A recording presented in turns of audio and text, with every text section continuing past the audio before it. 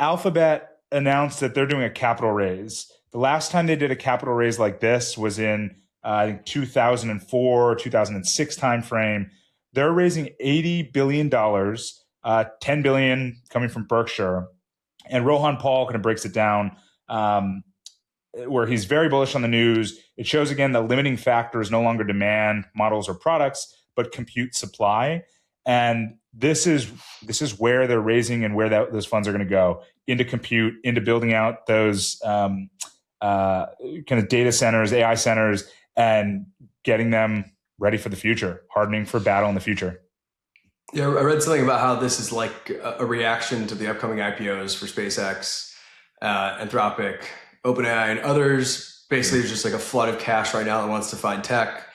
And this should, I guess in theory, like it's sort of offensive and defensive, right? I mean, obviously like access to cash to build things, as you mentioned, but I think it actually is offensive in that like it will hurt the, in theory, demand for these other products. I don't know how much it actually ends up really hurting it, Yeah. but it is interesting game theory for, I mean, $80 billion. I mean, this is just like silly that we're talking about this, but I guess it reminds me of I saw this post in reference to Josh Kushner and Thrive Capital, early shift investor.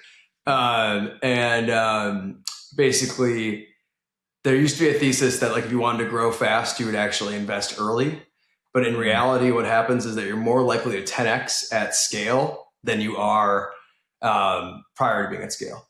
And so that's why you see these like, you look at like something like Meta from, 10 billion to a trillion market cap, right? Like, and so it's the inverse of actually what the old playbook is. And so you actually are smart in some ways to invest in proven things that have hit scale because they're actually, although it's like hard to fathom that a Google could 5x or 10x from here, it actually could, which is crazy to think about.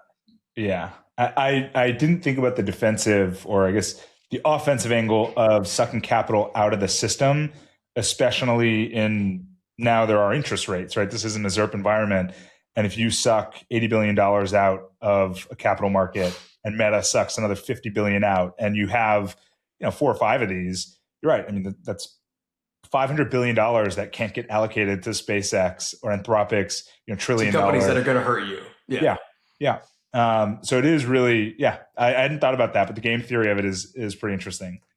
I know if they can get, obviously we have a Fed chair now, and you just think about like, if this is happening now, what happens if rates actually do get cut? Like, it's going to be just madness.